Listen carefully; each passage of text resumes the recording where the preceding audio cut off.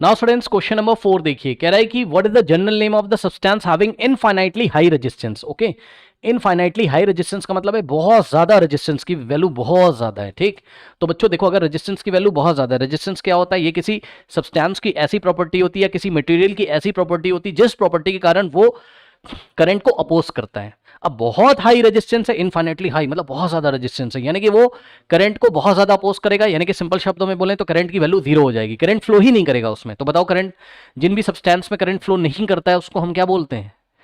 Insulator. तो इसका मतलब इंसुलेटर ऐसे मटेरियल होंगे या ऐसे सब्सटेंस होंगे जिन सब्सटेंस का इलेक्ट्रिकल रेजिस्टेंस इनफाइनाइटली हाई होगा। अब इसको मैं आपको मैथमेटिकली करके दिखाता हूं।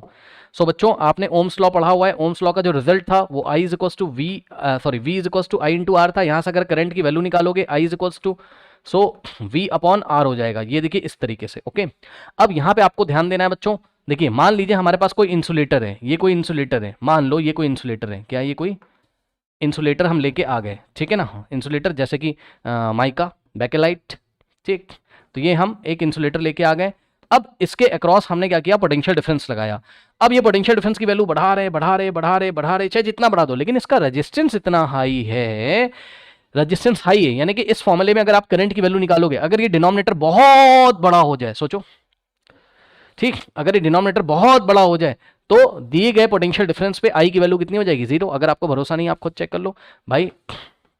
I is equal to we, अब चलो वी फिक्स कर दिया हमने, मान लो वी फिक्स कर दिया 1000 वोल्ट, 1000 वोल्ट, ठीक है, मान लो। और रेजिस्टेंस है इसका इनफाइनाइट, इनफाइनाइट मतलब बहुत बड़ा। ये कोई बहुत बड़ा सा नंबर है, 999999999, खत्म ही नहीं हो रहा है। लो, 9999999।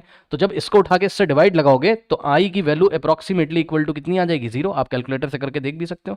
बस यही मैं आपको बताना चाहता था कि इसका रेजिस्टेंस अगर इन्फिनिटली हाई है तो करंट फ्लो ही नहीं करेगा, नहीं, करंट की वैल्यू जीरो होगी। और करंट की वैल्यू जीरो किसमें होती है? इंसुलेटर्स में। वो करंट को अलाउ नहीं करते हैं इंसुलेटर्स, क्योंकि उसमें फ्री इलेक्ट्रॉन्स नहीं होते हैं, मैंने आपको पढ़ाया है, ठीक है ना?